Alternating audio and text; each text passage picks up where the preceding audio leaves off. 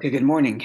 Before we get back to our discussion about Pogrom, I just want to share something quickly in regard to the 15th of the month of Menachem Av. So the Rabbi spoke about when he taught the Hayom Yom, the 15th of Av is a day of transformation. The Rabbi spoke quite a bit about the 15th of Av, often on the day of 15th of Av, and often 5 days later, the 20th of Av, which is the Rabbi's father's yard site, they would often then speak about the 15th of Av. The 15th of Av is discussed in the last few pages of the Gemara and Tainus. And over the years, I don't know how many times they spoke about those pages, and they were broke down every word, commenting on the Rashi, on the Tosfos, and every word, every part of the story. Like the commentary just on those few pages would be a substantial booklet, something. There's a lot. So, and the theme was always this idea of transformation, coming from Tisha B'Av, the 9th of Av, which is the great betrayal, the break on our end, on Hashem's end, the destruction, sin. It's all darkness and negative. And after Tisha B'Av, culminating in Yom Kippur, is the story of transformation. Going back to the beginning, with the sin of the golden calf, and then Moshe Rabbeinu goes up to the mountain for 40 days to beseech Hashem for forgiveness, comes back down the first of Elul, goes back up, and then brings the second tablets on Yom Kippur. Right, that's the whole process of transformation, the Teshuvah. So this is the theme throughout all the years. This is the theme, and everyone learns the Gemara through that lens. Every line of the Gemara that breaks down through that lens. So just share one quick thing, since we're learning Torah and the 15th of Av in relation to Torah and this theme of transformation. So one of the comments the Gemara makes is as follows. After discussing what's special about the 15th of a list of things that make it unique. Sorry? Of Menachem Av, like it were clear. Says the Gemara, Mikan ve'elech, from here going forward, from the 15th of going forward, the Moisef Yosef, the one who adds, it is added to him. And the one who doesn't add, God forbid the reverse. So what does this mean from here going forward? Whoever adds, it'll be added more. What are we talking about? So explains Rashi. Mikan ve'elech, from here going forward, I'm reading from Rashi. Mechamisha Aser B'Av, in the 15th of Av, the Ve'elech and onward, the Moisef Leilis Ala Yomim, the nights become longer than the days. Right, the Rabbi explained this today, that the Tashash Koichesh Lachama, the sun gets weaker because now the days get shorter. So the moon which represents the Jew, is reflective of the sun, rather than arrogant in its own light, as in the sun, the humility of the moon to be reflective. So the 15th of the month, the Kabbalah from here going forward, from the 15th of going forward, the nights become longer than the days. Lasik b'Torah, they're available now to learn Torah. So that's what it means, the one who adds. The one who adds, as in your nights are getting longer. So if you add in your Torah learning, considering that your nights are getting longer, learning more at the nighttime, Yosef Chayim al Chayav, there will be added life to his life. End quote from Rashi. And then it breaks apart this Rashi, right? The famous statement that Rambam quotes this: "La nivra alayla ela l'girsa." Night was created for learning. That's what night was created for. And with the nights getting longer, it's time to have more time at nighttime to learn. And then it points out the last 4 words here of the Rashi: Yosef Chaim al Chayav. We add life to his life. What does that mean? It never points that if what Rashi meant was simply that God blesses you with longer life, which would have been the simple reading without Rashi's commentary, because the Gemara says one who adds is added to him, and one who doesn't add, he passes away early. Yosef, his life is shortened. So the simple reading would have been that he gets longer life. So if that were the meaning, says the Rebbe, then Rashi would have written Yosifu lo Chaim, will add to him life.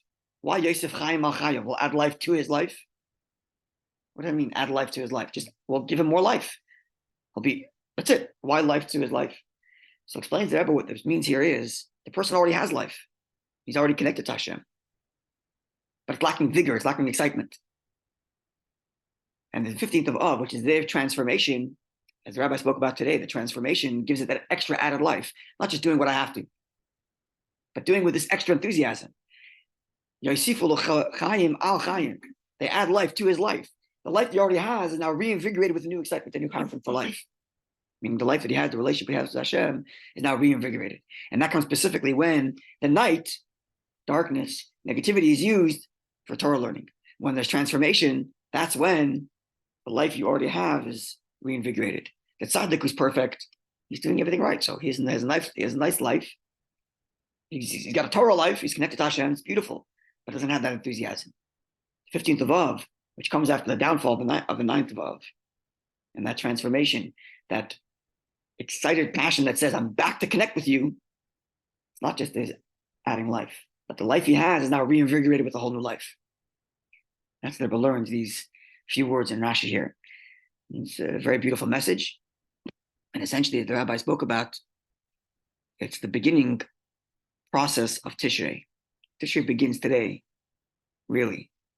Begins on the 15th of Av, this transformation process. In fact, that we spoke about once, how from the 15th of Av onward, you can already begin to wish each other to be signed and sealed for a good new year, because it begins this new transformation.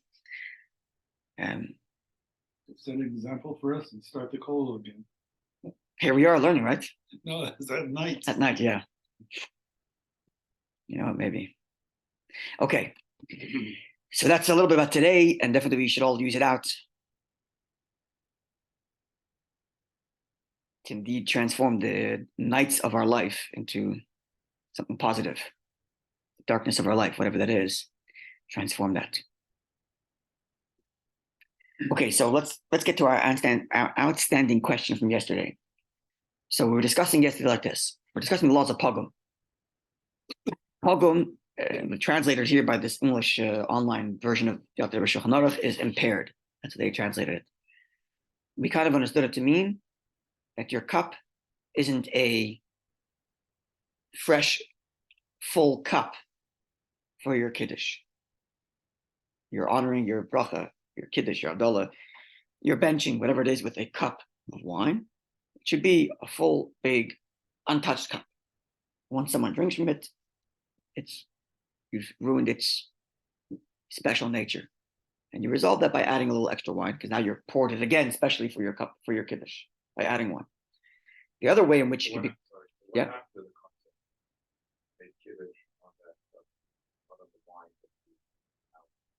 Okay, we're going to get there in a second. I'm getting there in a second. Just building up to that unresolved issue. Yeah, just doing the recap of the essence. That's point one. And point two is, if the cup looks so empty, that's again pogrom, which means if I took my cup of wine and I didn't drink from it, but I poured out a little bit into someone else's cup, then what's left behind is not pogrom anymore, because it still looks full, and I didn't drink from it directly. But if I poured out so much that there's a little that it looks empty, then it's pogrom. Yeah? Okay. So we asked then, and we explained yesterday, considering all of this, when you want to share wine from your Kiddush cup for everybody else, do so before you drink. That way, what you're giving them isn't pogrom wine. Even though in theory it's fine without that, but at least you're not giving them pogrom wine. Now the question becomes, if I pour out so much that my cup now looks empty, is my cup now in turn pogrom?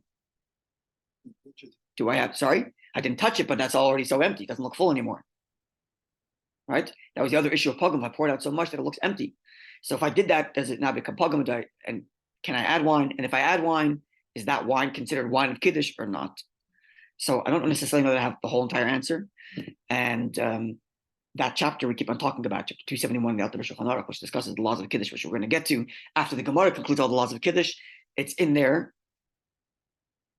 Our answer will emerge from there, certainly, but just two things that I found there. What did they do in those days? On a practical level that will help us understand what we can do. Just two things I'm going to point out, yeah? What did they do in those days when we were talking about putting an ice cube in to make it look higher? What would they put? They didn't have ice. They could put a stone. A stone? Stone, yeah. Clean stone, anything. Okay, so two things I want to point out. Still something else. Two things, yeah. There's two things I want to point out from this chapter 271. Number one is subsection 24, which reads, one who recites Kiddush must drink a cheekful. No, sorry. I don't, you don't have the copy. I'm just reading from here. Yeah. Sorry. 271, subsection 29. I'm sorry. It is not necessary to pour from the cup over which the person may recite the Kiddush to the cups of wine that are before the others dining, who fulfill their obligation by listening to his Kiddush unless their cups are blemished. What? Whose cups are blemished? So what it seems like here is, let's read it again closely. It is not necessary to pour from the cup over which the person recited Kiddush to the cups of wine that are before the others dining. Where does it say they make Kiddush? Read it again, listen carefully. It is not necessary to pour from the cup over which the person recited Kiddush to the cups of wine that are before the others dining. So they have cups of wine already, who fulfill their obligation by listening to the Kiddush.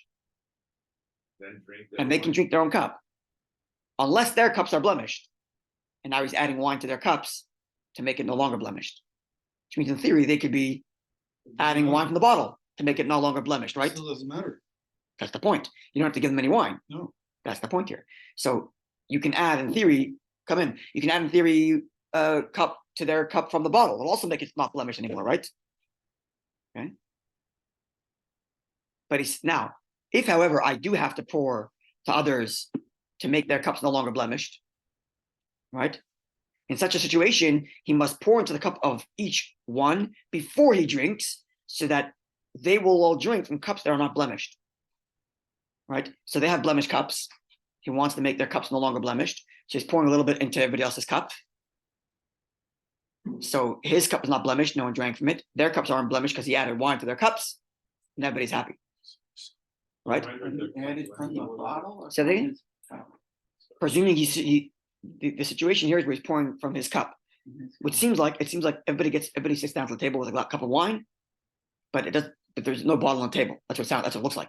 How did it render blemished? It happened to be. It happens. It just so happened to be their cups are blemished. So he wants to make their cups no longer not blemished. He wants to make it not pogum anymore. So he adds wine from his cup, but he does so before he drinks. He's not giving them. So we already have validation for that process that we described yesterday. Right? That's number one. But number two, we're also getting from here is perhaps that they're drinking from their cups of wine after he made Kiddush. And if their cups weren't blemished, they wouldn't need anything from his cup. They could have just drank directly from their cups. If they're making Kiddush. No, if they're not making Kiddush. They're listening to his Kiddush, saying Amen, picking up their cups and drinking. So it doesn't matter what they drink. Well, they don't want to drink blemished wine. No. Oh, why not? Good question. That would seem to imply that the cups of wine they're holding in front of them while they listen to my Kiddush is like their Kiddush wine. That's what it sounds like. Which then means, which means then the Kiddush that I make can extend onto the wine on the table, even if I'm not holding the cup, because they are holding the cup of wine or have that cup of wine as they're listening to my Kiddush and answering Amen. And I'm only adding to their cup to make it no longer blemished if it happens to be blemished. That's right. But if not, they're drinking their cup of wine, and that was their Kiddush wine. Otherwise, like you're saying, who cares about drinking blemished wine? The only reason to not drink pogum is if it's Kiddush wine, right? Implying that the wine they have in their cups are indeed Kiddush wine, even though I'm not holding it, but because it's their cup while they're listening to my Kiddush and saying Amen, right? It still doesn't give us a direct answer for the bottle. It doesn't give us a direct answer from the bottle, because in that case, we have the principle, Shemea Ko'ina, the one who listens, it's like he's responding, right? So when they're listening to my Kiddush, it's as if they themselves are saying Kiddush over the cup of wine in front of them. So it isn't necessarily the case that it extends to the bottle also, but at least it's not limited now to the cup I'm holding in front of me. Okay? Maybe. I don't know. I don't know. Maybe it's a question of intent. I don't know. We have to learn the whole chapter in depth to get to that. So maybe it's a question of intent. But certainly we're getting this notion that the Kiddush wine, in theory, at least as a listener, right? Because listener is as if I'm saying it. When I listen and answer, it's as if I'm saying it. So if I'm listening and I have my wine in front of me, like my listening Kiddush, which is like I'm saying it, is going over the wine in front of me. And if mine is pogum, I got to take from his cup, pour it in to make it no longer pogum. before he drinks. Otherwise, he will make his cup pogum. Follow? Yeah, but That's what, one point I want to point out. Yeah. but what difference does it make to them? Okay, to us, we know, Yeah. so it makes a difference to us. But to them, they only enjoy. He's sitting there and he says, "Oh man," and he drinks the wine. Okay, he knows the halachas also. So there's Why are you assuming he doesn't know the halachas? He knows the halachas also. He also doesn't want to have pogum wine. Yeah? He says, he concludes, for this is the optimum manner of fulfilling a mitzvah. Optimum manner meaning the optimum manner to drink some of the wine, even if it's in their own cup. Although you don't have to, it's not necessary to drink from wine because you can just answer amen and fulfill your obligation that way. So the optimum manner is to have this wine, which wouldn't be pogum, even though it's in their cups. Right? That's the interesting thing here. Okay, there's a footnote here which reads like this. It is possible to interpret Al Rebbe's words here as meaning that since the listener's cups are blemished, are pogum, the one making Kiddush must pour wine into their cups before he drinks. Otherwise, he will not correct that blemish because his cup is not pogum if he pours to their cup after he drinks. There is, however, no difficulty in them drinking from the cup over which he recited Kiddush, even though he drank from it first, because they fulfill their obligation. So what's the difference? It's just the optimum manner to be drinking. That's what we said yesterday. It's the optimum manner to be drinking from the wine, and it's not pogum. But in theory, they answered amen, and it's fine. Indeed, he continues, it is preferable to do this if possible, because the cup held by the one who recites the Kiddush is impaired once he has drunk from it.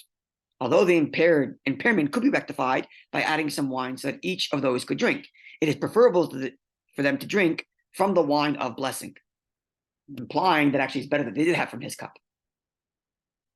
But it In other words, sounds like you could also have from another source.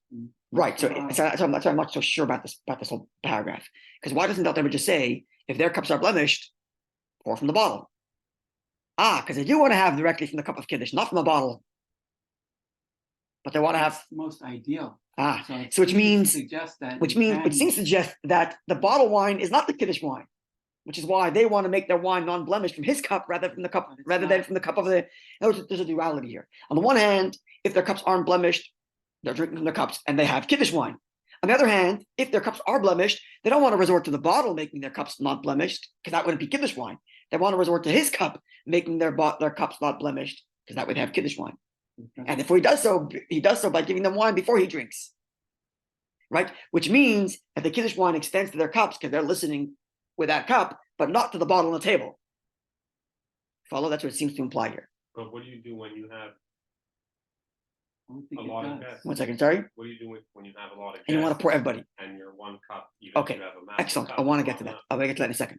But I first want to make this point that it seems to me that the Kiddush doesn't extend to the bottle, but it would extend to the cups of those who are listening, because as listeners, they're active participants and it's their cup, and therefore their Kiddush will extend to that cup, which means another option would be, instead of giving from your wife after you drank, or if you have a lot of guests, you can actually give them all a little bit of wine before you make Kiddush, let them hold that wine while you're making Kiddush, and they drink from it. But then don't they need a repeat? You have to make a review for sure. No, them. They No, don't. no. If they no, not necessarily. No. Yep. No. I don't think so. Only the Well, because the Amen validates the Kiddush. right. The one making Kiddush. They don't need wine at all. Exactly. But if they're happy, shouldn't it be that's the right amount? Someone has to drink. Here, he does say it's the best option. The rest of it is 1 second. the rest of it is moot, really. Let's see. 1 second. Let's see. In subsection 25, he says, nevertheless, if the optimum manner of fulfillment of the mitzvah is for all those dying to partake of the wine from the cup over which the blessing was recited, these others need not, however, drink a cheekful. They want to drink a little bit. A little bit from the main glass. No, from their glass. It's from the cup of the bracha. But does the cup of the bracha mean that it's mine, or is it even the ones in front of them also count as the cup of the bracha? That's what I'm trying to find out here. And it would seem to me that even their cup, from that last paragraph we read there, it would seem to me that even the cups they have in front of them are considered cup of Kiddush. Sure. Seems to me. But how can it be? Again, but it's 30 something halachas here. We'll have to, when we get there, we'll get much more details, but it seems to me that's correct. Can you just straighten me out on something here? Sorry? Can you Yeah. The guy's making Kiddush. He took a sip by mistake, right? So he takes the bottle and he fills it up, and it's okay. Yeah. So what about the person sitting over there? If they took a sip, why can't they take from the? Why can't he pour it from there? Oh, so the answer is he can, and his cup won't be pogrom, but he'd rather do that with a cup of bracha, and therefore I'm giving him some of my wine. So in order to do that, I have to do it before I drink. But the other way is still legal also. The other way would make it not pogrom, but that's only valid if he did so before Kiddush. Otherwise, the Kiddush wine would have been pogrom wine, right? It's a funny thing. I'm not 100% clear on it. It's a good question. I'm not clear. I'm telling you what I'm not clear on. Okay, if you look at it practically, right? You make Yeah. it, you drink it. Now you say, oh, I didn't give my wife yet. Yeah. So you take the bottle, pour it in, and then give her.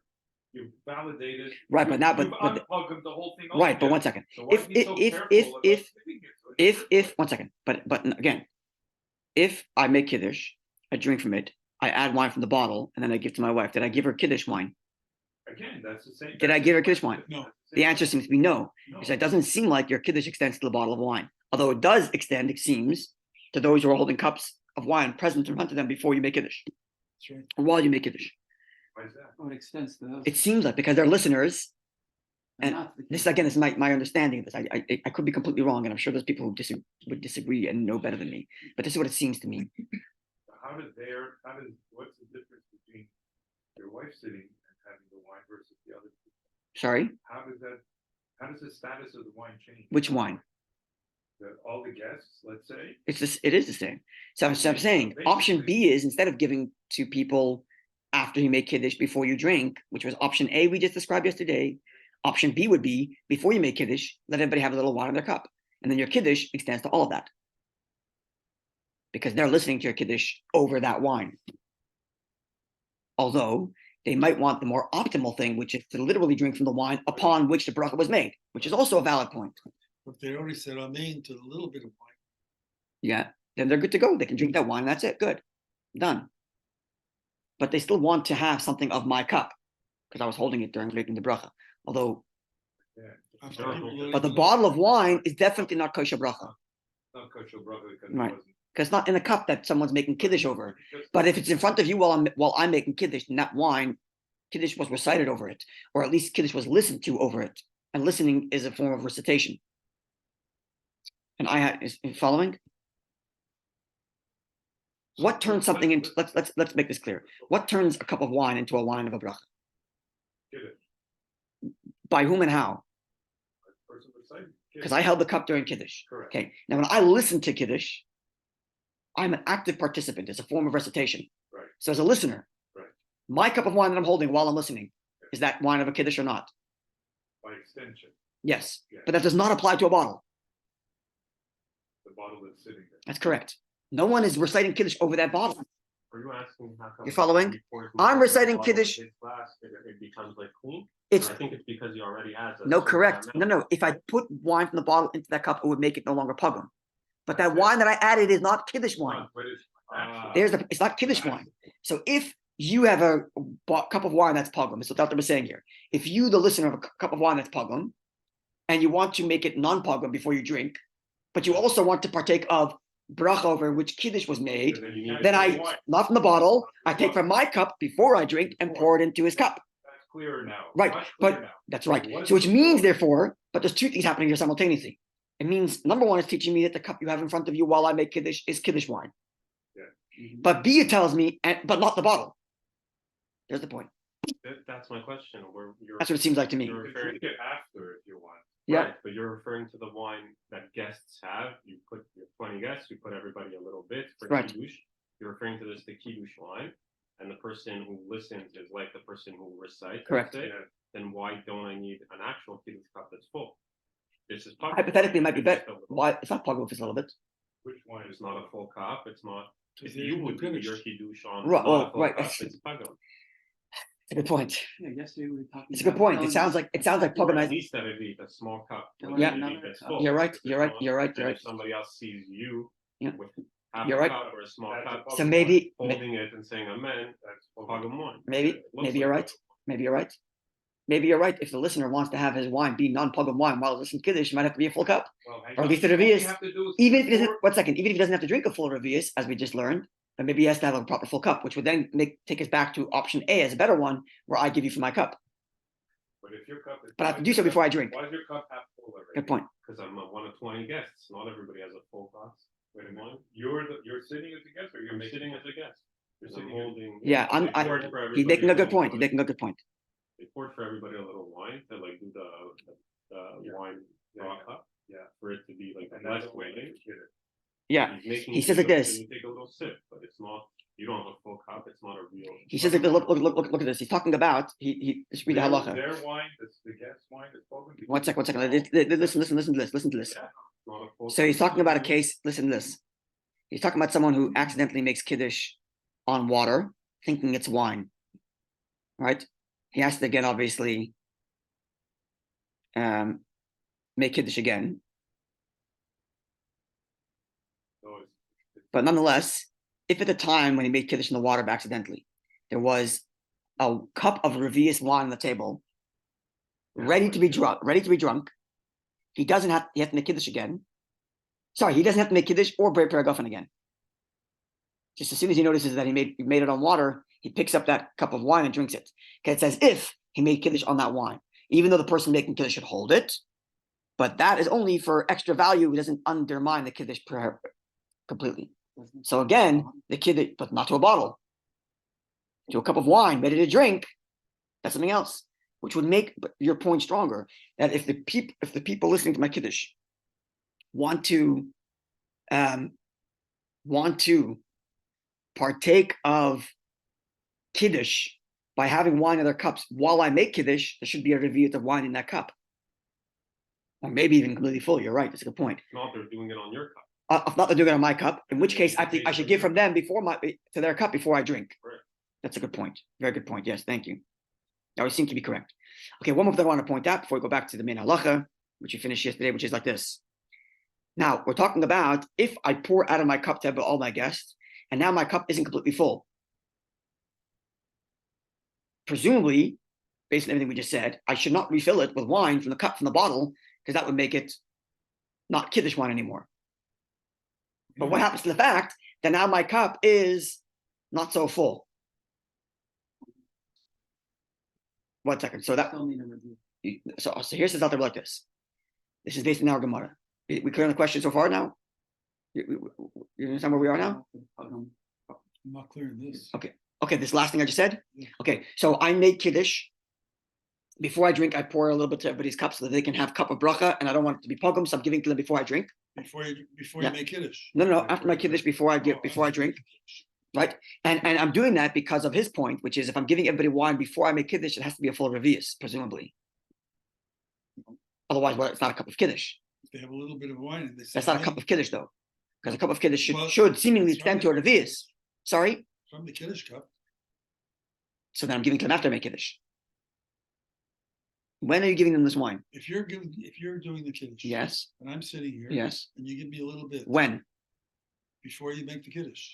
Then it's not kiddush. Then it's not my kiddush cup. It is. I didn't give it to my kiddush You're cup. pouring it. You pour From a my little- kiddush cup? Yeah. But I didn't make kiddush yet. So that wine is not.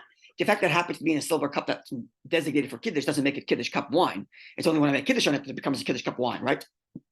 Yeah.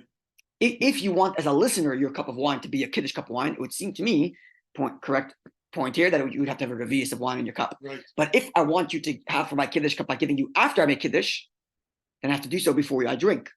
And that way it's not pogrom.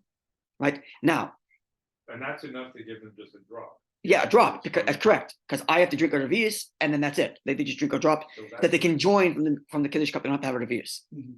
Okay. Now the question is, when I did that, and now my cup is emptying, is there a problem on my end considering that my cup is getting emptier? Short story is, it would seem to me that as long as there's a revius left behind in your cup, you're fine, even if your cup is not full.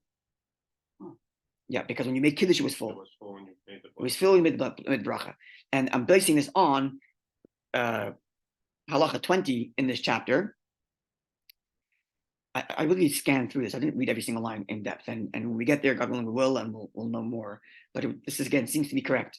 He says here like this: if a person only has one, based on our Gemara, if a person only has one cup of wine, and he has it for today and tomorrow. Now, if if he splits it into two, the cups won't be full. Or, That was the original. one second, or, yes, it was original Gemara. Or if this cup he's holding is not full, but if he divided it into two, there won't be a revius in each one. So I need for today and for tomorrow. So what do? The amount of time takes place. So, but I want to say for tomorrow, how do I make sure to have wine tomorrow? It's not pogum. So it says like this. You add to it? Oh, but I don't have an extra wine. If I have extra wine, And one second. Let's see what he says here. He says like this: make Kiddush what? on this full cup of wine, right? Part of which you need for tomorrow. Make Kiddush. Now, in order not to pogumize it, when I drink a little now, I pour a little bit into another cup before I drink. So I make Kiddush, pour it into another cup before I drink. Then I drink. Right? You have to drink every day. I have to drink from a revius, a cheekful from a revius. You don't have to drink 3.5. You have to drink a minimum of a cheekful from a revius. And then the little bit I left in the other cup, pour back into the cup I just drank from, and it's no longer pogum because I added non-pogum wine to it. Okay. Yes. So what am I? Yes. So what am I deriving from here? What I'm deriving is that when I pour out of my cup into another cup, he didn't say make sure you're leaving behind so much that it looks full. He said make sure you're leaving behind the revius. There's no issue of pogum. Correct. We thought it did though. Ah, that's right. Exactly. Because once I made kiddush on wine that isn't pogum, I'm fine. You just I need to made go kiddush back on to pogum wine. It's fine.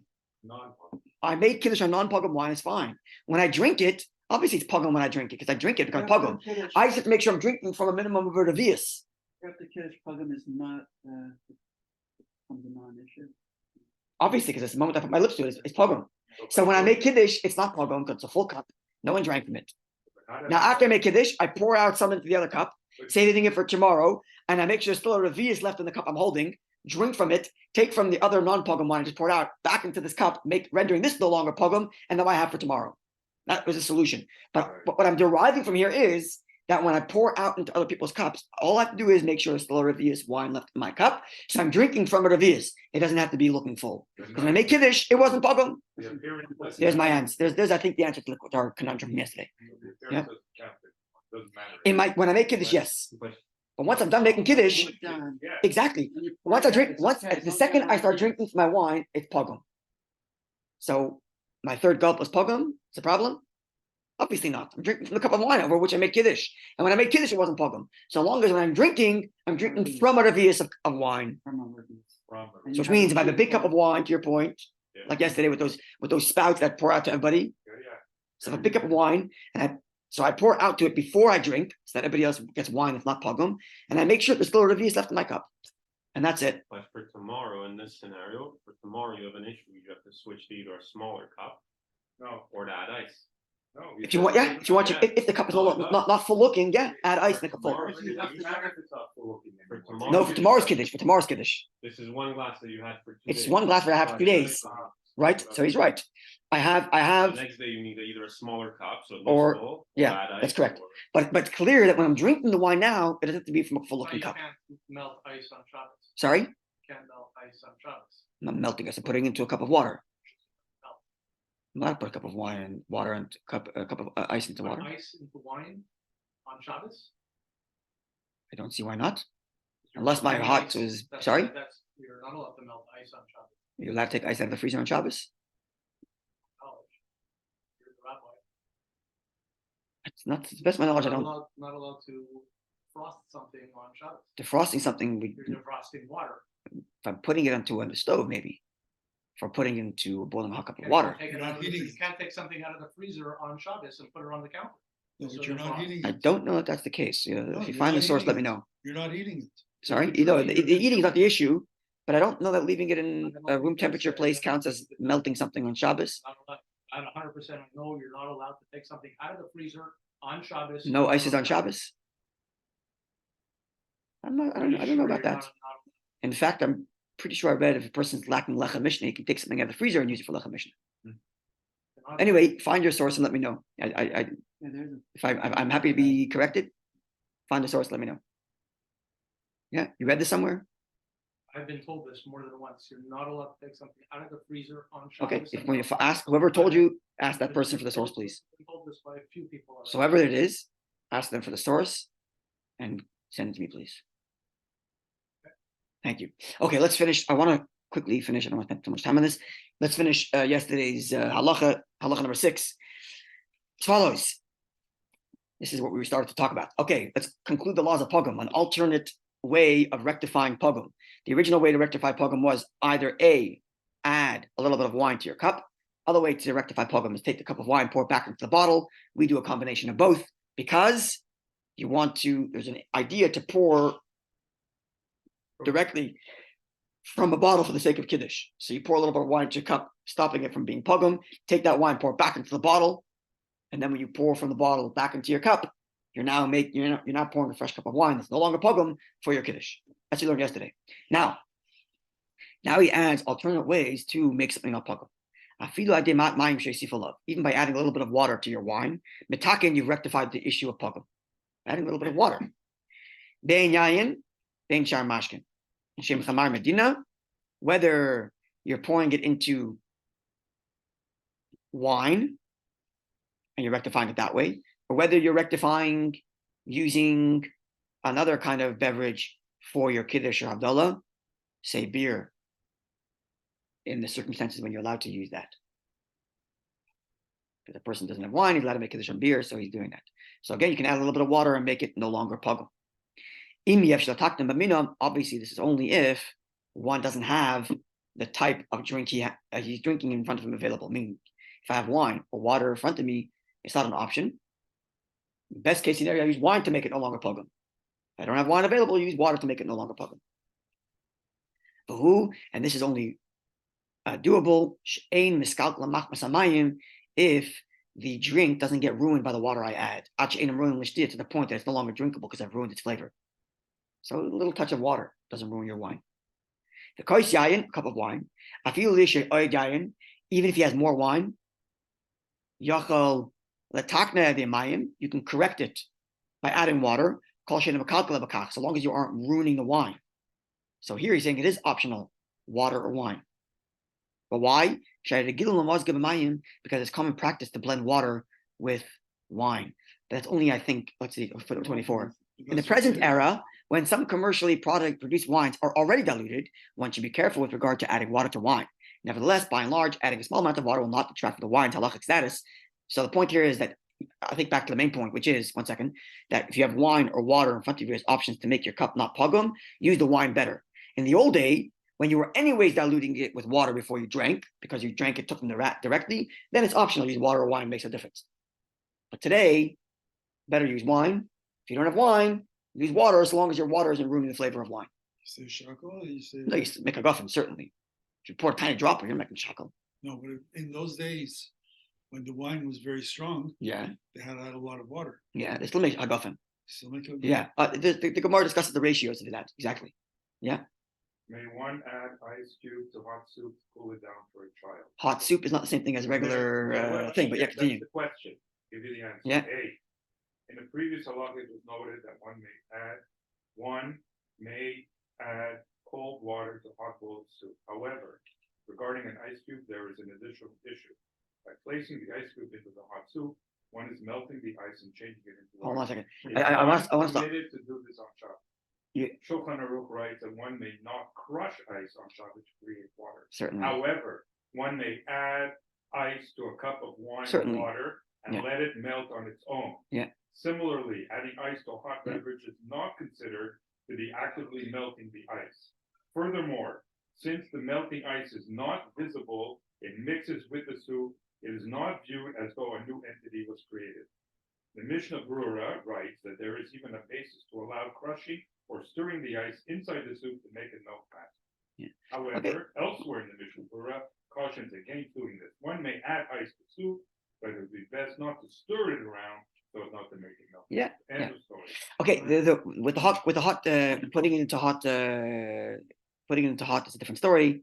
If it's a Kiddush and Klishen, we'll leave it alone. But certainly leaving ice in I don't ever remember such a thing as not taking things out of the freezer. But again, whoever told you not to, please ask them for the source, and we'll And the other discuss way it. around, you can't put something into the freezer on Shabbos. Again, whoever told you, ask it for the source, and we can discuss it when we see that. But it depends on what you're putting in there and what you're not putting in water, liquid. Anyway, okay, we're gonna leave it alone for now. Let's keep on going.